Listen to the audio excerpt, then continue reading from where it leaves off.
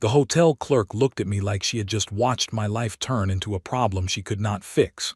Her fingers moved fast across the keyboard, her smile tight, her eyes full of that fake customer service panic people use when they already know the answer is bad.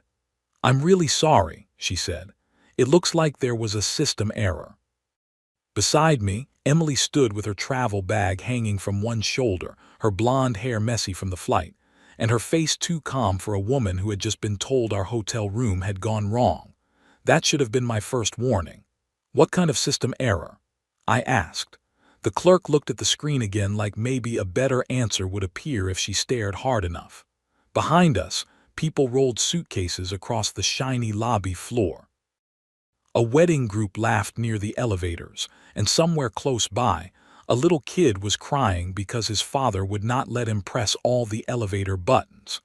"The reservation only saved one room," the clerk said carefully, "and that room has one king bed." I turned my head slowly toward Emily. She blinked once. That was all. No shock, no panic, no "wait, that can't be right." Not even one of those small nervous laughs people give when life gets awkward in public. Just one calm blink. I stared at her. That's it. Emily looked at me like I was making the problem bigger than it needed to be. "Ryan, we have been awake since 4 in the morning." "That does not answer my question." The clerk quickly leaned in, probably hoping we would not start arguing in front of her desk. "I wish I could change it, but we're completely booked tonight. There's a wedding party on 3 floors and a business conference took the rest." Emily nodded like this was disappointing but not world-ending. I was still stuck on the important part. "I thought you booked 2 beds," I said. "I did," she said. The clerk's eyes flicked back to the screen. "The note says one king preferred." Emily's face barely changed, but I saw her hand tighten around the strap of her bag. I noticed it. I just did not know what it meant yet. "There must have been a mistake," Emily said in a smooth voice. The clerk handed us the key cards with the tired smile of a woman who wanted our personal drama to leave her lobby. "Again, I'm very sorry. Breakfast starts at 7. You're on the 9th floor." I took the cards because Emily did not move. We walked toward the elevators without speaking. That silence felt wrong.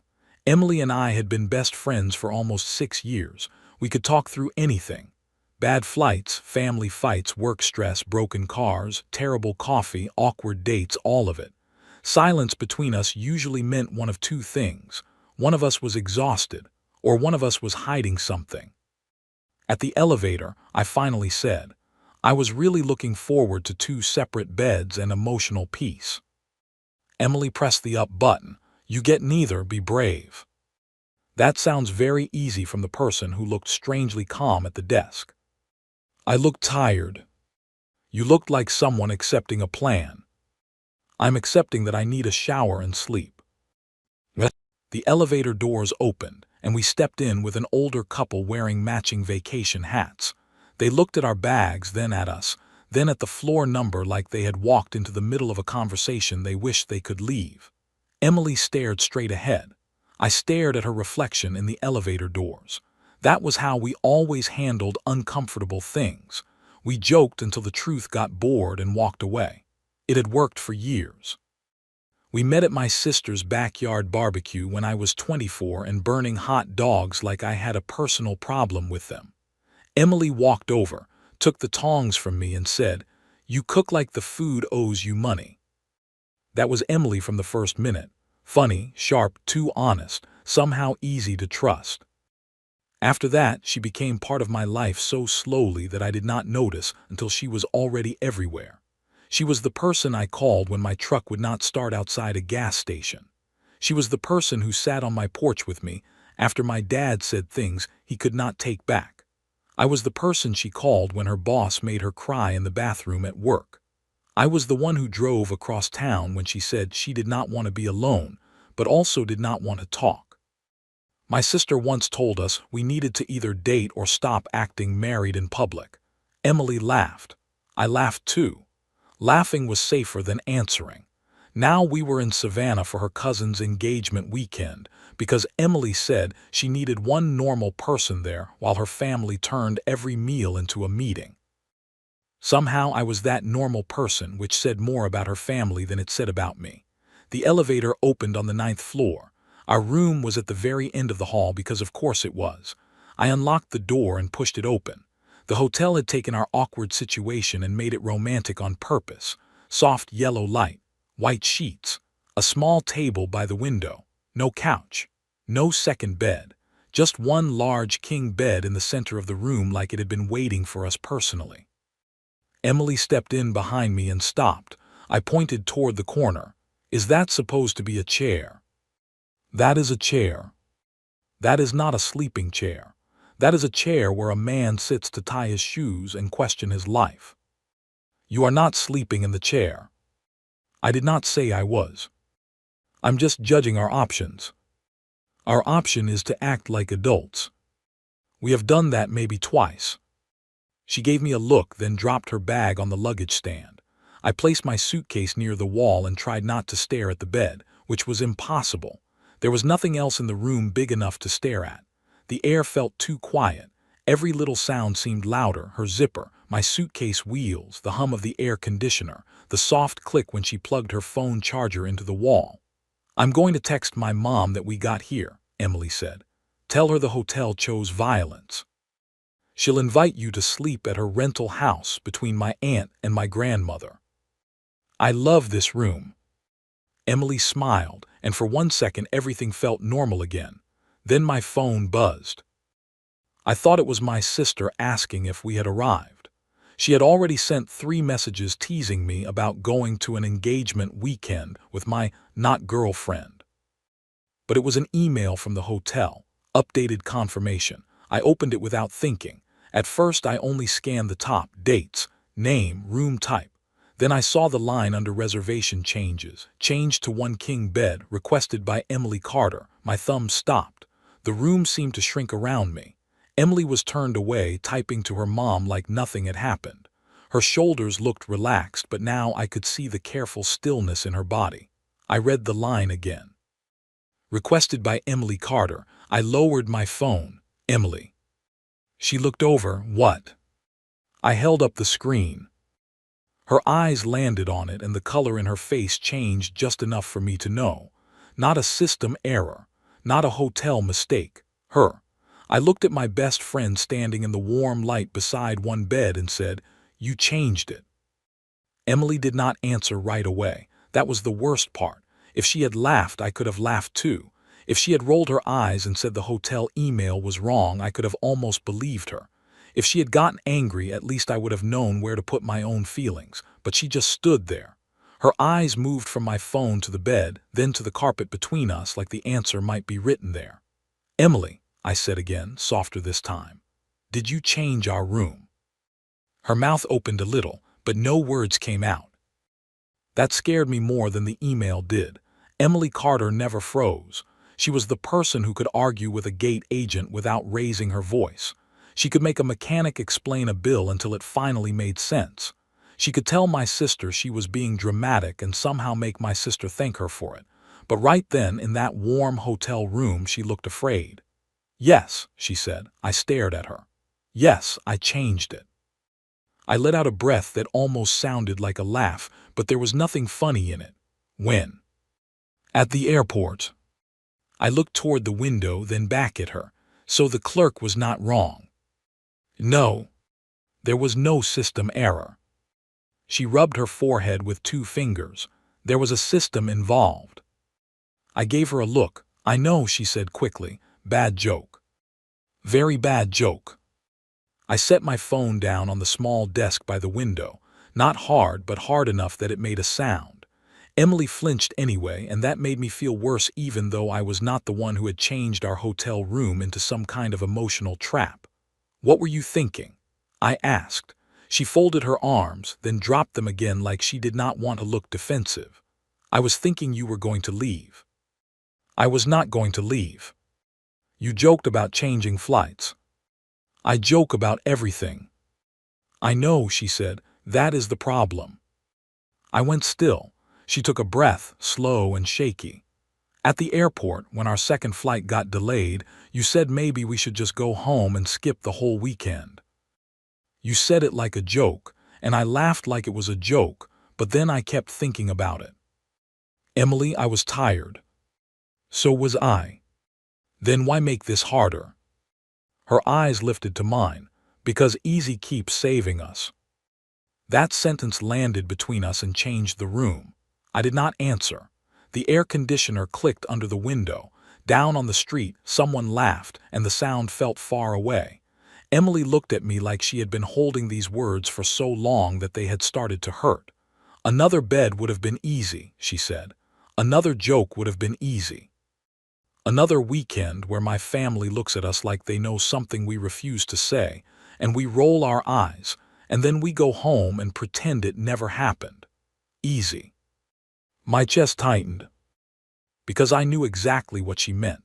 I knew the looks, I knew the jokes, I knew the way people paused when we walked into rooms together. I knew the way my sister said Emily's name like she was waiting for me to finally admit something. I knew the way Emily's mom always saved me a chair next to her at family dinners even when no one had asked me to come. I had noticed all of it. I had just pretended noticing did not mean anything. You could have talked to me, I said. Her face changed. Not angry, hurt. You could have noticed. I almost said there was nothing to notice. But the lie died before it reached my mouth. Because I had noticed when Emily stole fries from my plate without asking. I had noticed when I saved funny stories all day because she was the first person I wanted to tell. I had noticed when I went on dates with other women and spent half the time comparing them to her. I had noticed when she wore my old navy sweatshirt on a cold night last fall and I had to look away because seeing her in it made something warm and dangerous move through me. I noticed plenty. I just called it friendship because friendship was safer. Emily's voice got smaller. I did not book one bed because I expected something to happen. I need you to believe that. I looked at her. I mean it, she said. I was not trying to force you. I was not trying to corner you into some big romantic scene. I just thought if there was nowhere to hide, maybe we would finally stop acting like all of this was accidental. My anger had nowhere clean to go, because what she did was wrong. Completely wrong.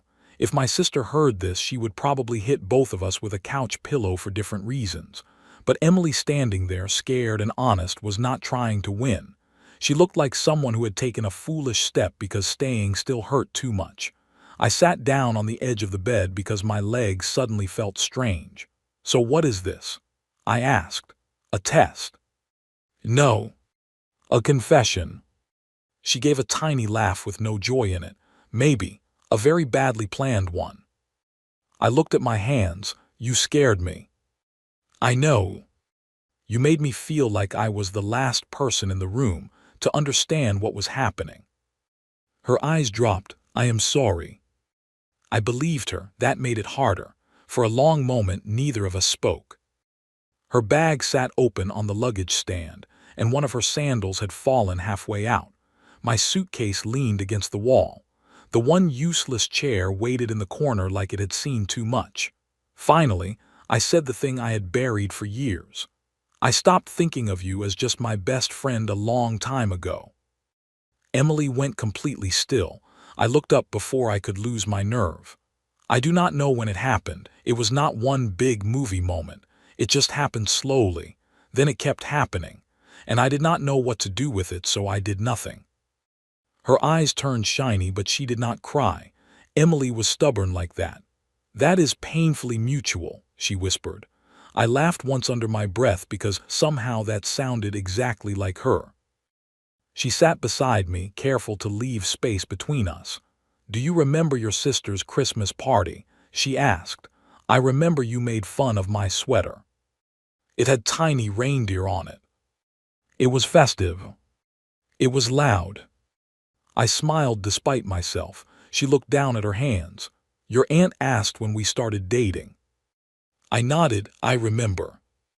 You did not correct her right away. I know. For 1 second, Emily said, you just stood there.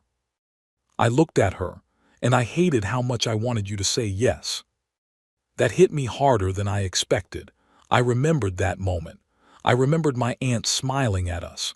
I remembered Emily standing beside me with a paper cup of cider in her hand. I remembered the easy answer sitting on my tongue. Yes. But then fear had stepped in and I had laughed. "We are just friends," I had said, and Emily had smiled like it did not hurt. "I was scared," I said. "So was I." The space between us felt small now, not because we moved closer but because the truth had filled it. I turned slightly toward her. "We stopped lying." She nodded, "Okay. But we do not do anything tonight because of this room." Her shoulders lowered like she had been carrying a heavy box and had finally set it down. "Good," she said. "Yes, good. I do not want our first real step to feel like hotel furniture, bullet us into it." She breathed out a laugh. "That chair could never bully anyone. That chair barely has a purpose." Emily smiled, nervous and soft and still Emily. I leaned back on my hands and looked at the ceiling. "So now we survive one night like adults. We have never done that before." "No," I said, "but we have also never told the truth before." She did not answer. She just sat beside me on the edge of the bed, close enough that I could feel her warmth, far enough that both of us still had a choice. And for the first time in almost 6 years, neither of us pretended it was nothing. Morning came too bright for a room that had carried so much truth the night before. Nothing happened while we slept. No sudden movie mistake. No half-awake moment. No crossing some line we had only just admitted was there. Emily took the left side of the bed. I took the right. We built a border out of 2 extra pillows like 2 grown adults with 6 years of feelings and almost no idea what to do with them. I barely slept. At one point in the middle of the night, Emily whispered, "Ryan." I opened my eyes in the dark. "No." She was quiet for a second. Then she laughed softly into her pillow. That was not an answer. "I am asleep. You talk a lot for a sleeping man. You changed our hotel room. Let me have this." She laughed again, small and tired, and somehow that little sound made the room feel less dangerous. By morning, the pillow border was still between us, but it did not feel like a wall anymore. It felt like proof. Proof that we had both meant what we said. Proof that we were not pretending. Proof that we also cared enough not to rush just because one bed was sitting there like a bad idea with clean sheets. Emily stood in front of the mirror by the bathroom trying to put in one earring. Her hair was brushed now, falling over one shoulder, and she had changed into a soft green dress that made her eyes look warmer than usual. I watched her for maybe 1 second too long. She caught me in the mirror. "You are being weird," she said. "I am not being weird. You have been holding the same sock for 2 minutes." I looked down. She was right. It is an important sock. She turned around and gave me a tired smile. "We walk downstairs, we eat breakfast, we act normal." "Great. We do not announce anything." "Perfect. We do not let my family turn this into a public trial. Your family does not know how to do anything quietly." She pointed at me. "Exactly, so be calm." "I am always calm. You brushed your teeth for almost 5 minutes. I care about hygiene. You stared at the toothpaste like it had wronged you. I picked up my room key from the desk. Fine, we are both strange this morning." Emily grabbed her purse. "We can still recover." Then we both stood there staring at the door. I said, "You go first." She narrowed her eyes. Coward. But she opened it. The hotel restaurant was already loud when we got downstairs. Emily's family had taken over 2 long tables by the windows because her family did not gather. They invaded. They spread out, claimed chairs, moved napkins, called across rooms, and somehow made it feel loving and stressful at the same time. Her cousin Jessica waved first. Then her aunt turned. Then her mother turned. Then 3 more people turned. Emily slowed down half a step. Because I knew her too well, I slowed with her. That was a mistake. Walking in together slowly made us look even more suspicious. Her younger cousin, Natalie, stopped with a fork halfway to her mouth. Emily's brother, Caleb, looked at us, looked away. then looked back with a smile he was clearly fighting for his life to hide. Emily muttered, "Walk faster." I thought we were acting normal. We failed before coffee. We reached the table, and Emily's grandmother looked up from her plate. She was small, silver-haired, and sharp-eyed in a way that made everyone else seem unprepared for life. She looked at Emily, then she looked at me, then she looked back at Emily. "Well," she said, "somebody finally stopped wasting time." The whole table went quiet. Emily's face went red so fast I almost reached for water. "Grandma," she said. "What?" Her grandmother asked calmly. "I am eating toast. I did not say anyone's name." Jessica pressed her napkin to her mouth. Caleb suddenly became very interested in his coffee. Emily's mother looked like she wanted to help but also badly wanted to know more. I sat beside Emily because sitting anywhere else would have looked worse. Emily leaned close and whispered, "Do not enjoy this." "I am not." "You are." "I respect your grandmother's talent. She uses it for evil." Her grandmother pointed her toast at me. "Ryan, you look tired." "I feel great." "No, you do not." Emily closed her eyes like she was praying for the floor to open. Her mother quickly asked about our flight, which could have saved us if Emily and I had not answered at the same time. "Delayed," I said. "Awful," Emily said. Then we both stopped. Jessica made a tiny sound. Emily's grandmother smiled into her coffee. "Friendship is often the first excuse." Emily put both hands around her mug. "Please let me survive breakfast." "I am helping," her grandmother said. "You are creating problems." "That is also helping." I laughed before I could stop myself. Emily kicked me lightly under the table, not hard. Just enough to remind me that even if everything had changed, she could still speak through a well-placed shoe. The engagement brunch started an hour later in a room near the water. Emily's cousin Mark and his fiancée, Hannah, stood near the front, smiling like people who had slept more than we had. There were flowers on every table, little cards with names on them, and too many relatives saying things like, "Take a picture before the light changes." Emily moved through all of it like she always did, fixing someone's collar, finding missing earrings, helping her Aunt carry gift bags, smiling even when people asked questions that were none of their business. I stood nearby holding her purse because she had handed it to me without asking. That was one of the things I noticed differently now. Before, it had just been us. She handed me her purse. I saved her a seat. She ordered onion rings because she knew I would steal them. I remembered she hated hotel coffee unless it had too much cream. She remembered the anniversary of my dad's passing before I did. Those things had been hiding inside friendship. Now they were standing in daylight. We did not hold hands. We did not announce anything. But we also stopped jumping apart every time our shoulders touched. During a family photo, Emily stood beside me, her arm brushing mine, and neither of us moved away.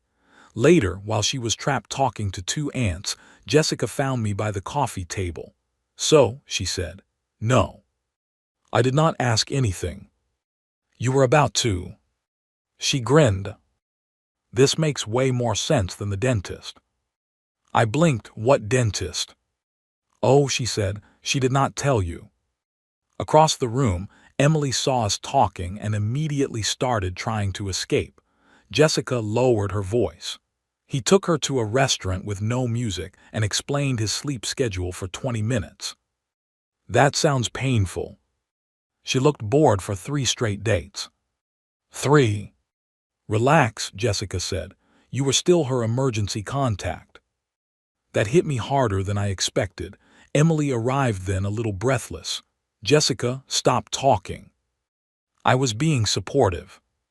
"You were being dangerous." "Same thing in this family." Jessica walked away looking very proud. Emily looked at me. "Ignore her." "The dentist." "Barely counts." 3 dates. "Do you want to discuss the woman from your office who called your truck childish?" I raised one hand. "Fair." By late afternoon, the brunch loosened into small groups. People drifted toward the windows, the hallway, the patio behind the venue. I stepped outside near the water because I needed a minute where no one was watching us like we were the second engagement of the weekend. The air was soft and warm. The river moved slowly against the wooden dock. Behind me, through the open doors, I could hear laughter, clinking glasses, and Emily's grandmother saying something that made a whole table react. Then I heard footsteps. Emily came up beside me with her shoes in one hand, her hair moving in the breeze. For a moment, she just looked out at the water with me. Then she said, "Do you regret it?" I turned to her, the hotel room. Her eyes stayed on the river. "The truth," she said. "Do you regret the truth?" I looked at Emily standing beside me on the dock, holding her shoes in one hand and asking if I regretted the truth like it was the most dangerous thing either of us had ever said. Behind us, her family kept laughing inside the venue. The river moved softly below the dock. The late afternoon sun made the water shine in small pieces, and for the first time all weekend, nobody was asking us questions. Nobody was staring. Nobody was making jokes about friendship or timing or wasted years. It was just us. "No," I said. Emily turned her face toward me. "No, I do not regret it." She let out a breath, but she did not fully relax. "Are you sure?" "I am sure." Her fingers tightened around her shoes. "Because I know I made a mess. I know changing the room was wrong. I know I should have talked to you like a normal person instead of turning a hotel booking into a confession."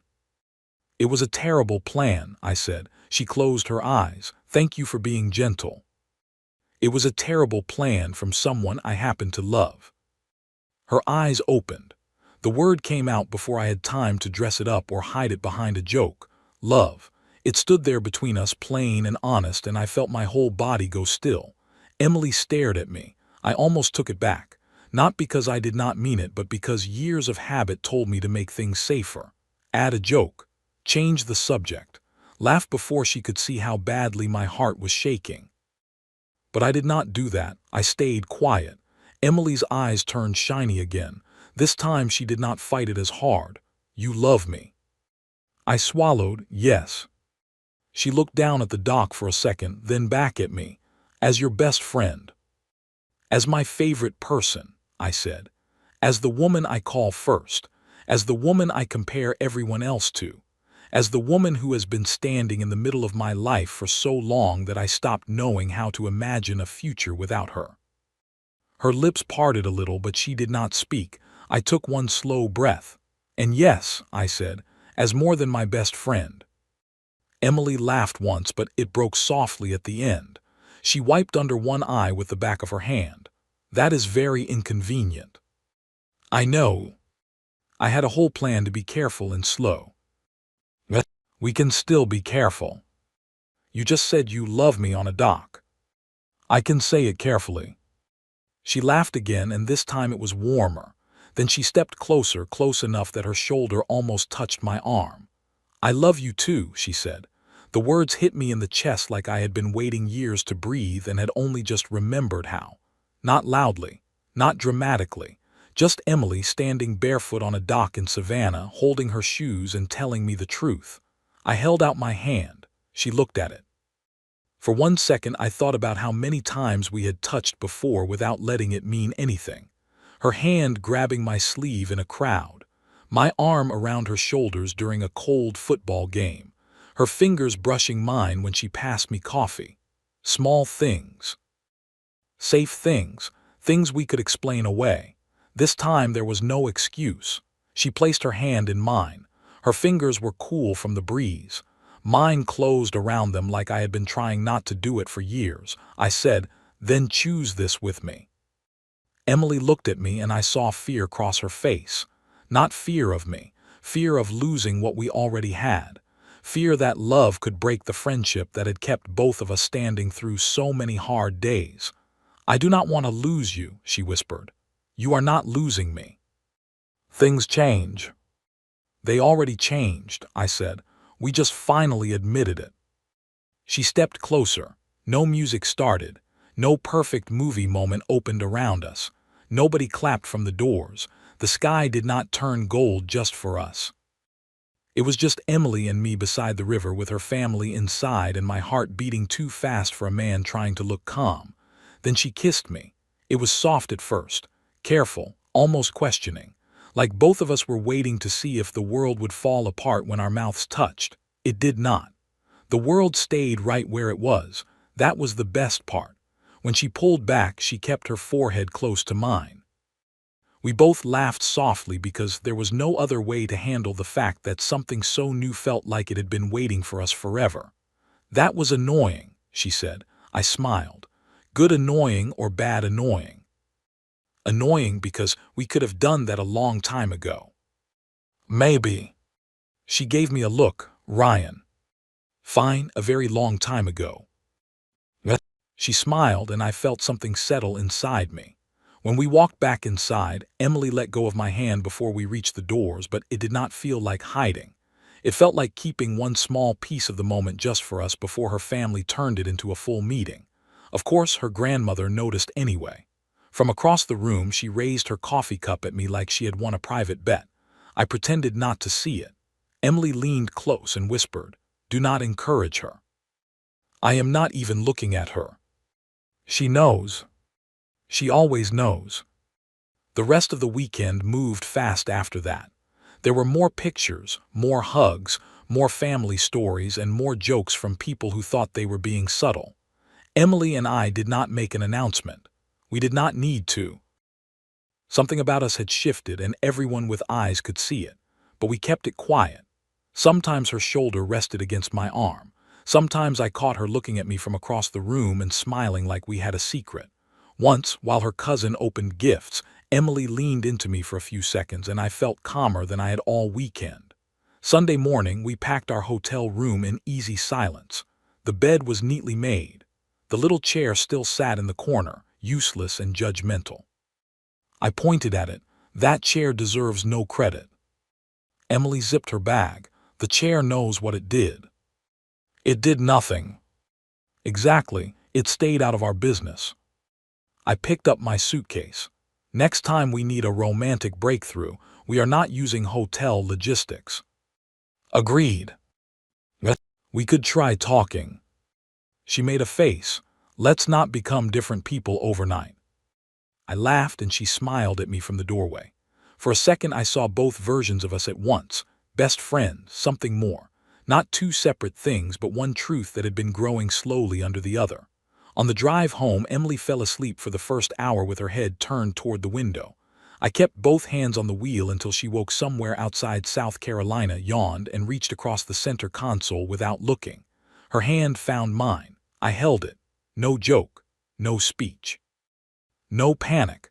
It felt familiar, like we had been holding hands in every way except the real one for years. After a while, she said, "We should never tell people the full hotel story. My sister will find out. Your sister will weaponize it. She weaponizes everything." Emily smiled. "Then we tell her a cleaner version." What cleaner version? That we had a mature conversation after years of honest self-awareness. I glanced at her. That sounds like two people we are not. She squeezed my hand. Fair. 2 weeks later, we went back to Savannah together. Not for a family event, not for an engagement weekend. Not because anyone needed a normal person beside them, just us. This time when the hotel clerk smiled and asked, "One king or two queens?" Emily looked at me. She was not hiding a plan now. She was not too calm. She was just smiling. Then she turned back to the clerk and said, "One king."